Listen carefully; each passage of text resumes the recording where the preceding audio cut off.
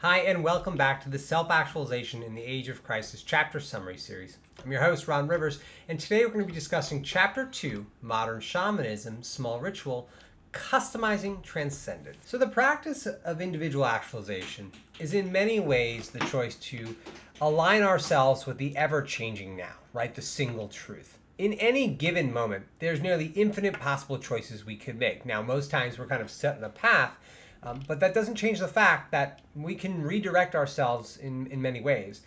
And individual actualization is the development of our awareness of that choice.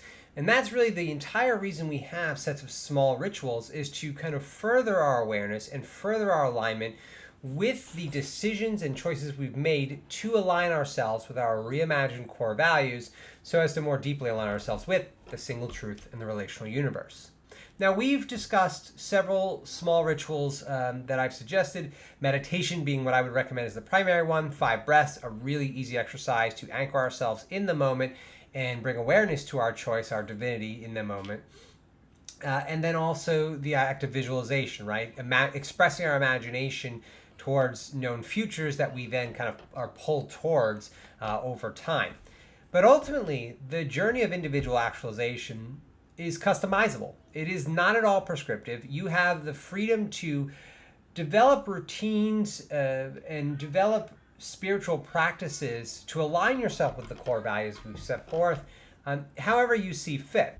2 additional small rituals that I've personally embraced is my practice of yoga, which I took up after a long Brazilian Jiu-Jitsu career. Essentially, I needed something that was less stressful on my neck and knees. It's been pretty tremendous, but I also really love it because it's like exercise, while at the same time being a degree of meditation. So that's something I do to kind of connect to my own awareness. It helps me express my enthusiasm in the moment, and in the most literal sense, it supports my core value of flexibility. I've also taken up intermittent fasting. Intermittent fasting is something I do to exercise my own personal core value of restraint. Speaking candidly, when I was young, I had a very unhealthy relationship with food. And restraint, the kind of process of intermittent fasting, so that's kind of, it's 8 hours of eating and then 16 hours of not. I do like 8 a.m. to 4 p.m. It's something it's really helped me, and not only in the sense of just, developing my restraint, my discipline in the immediate present, but also in terms of having more energy and feeling better about myself. So those are 2 small rituals that I customized for my own journey, just as examples. But I want to emphasize that there is no wrong way to customize transcendence in your own vision. Ultimately, what you want to do is question, how do you want to best express these core values in alignment with the single truth in the relational universe? And what practices do you enjoy that could help you do that? Now, if what I'm saying is not resonating with you, take time to explore. You may not have all the answers up front. Your journey may not put you in that position in the immediate present. But what you want to do is kind of find ways to express your divinity in the moment, things that align you with the single truth in the relational universe in your own vision.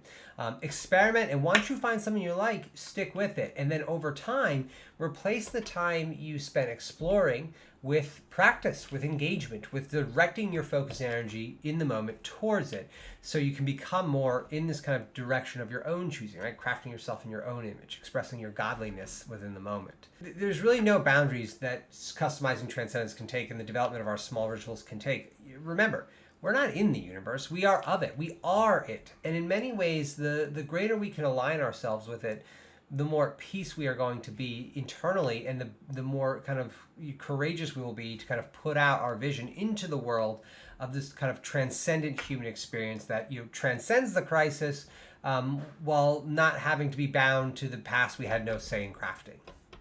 Ultimately, customizing transcendence is an exercise of our core value of courage.